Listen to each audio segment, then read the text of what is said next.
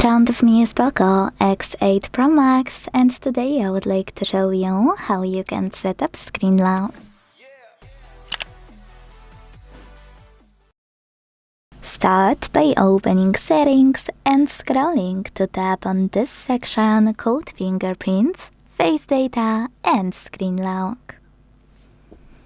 Now choose Screen Lock here and tap on one of those login methods, pattern, PIN or password.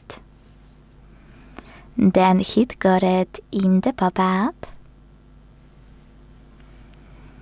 and create your login method. If you made a mistake, hit Clear at the bottom left corner. If you didn't, repeat it to confirm it and hit Confirm.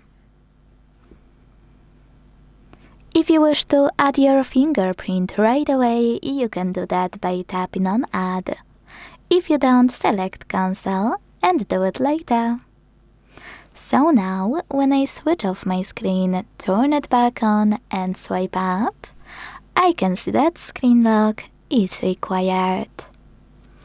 Thanks so much for watching. If you enjoyed this video, leave a like, comment and subscribe.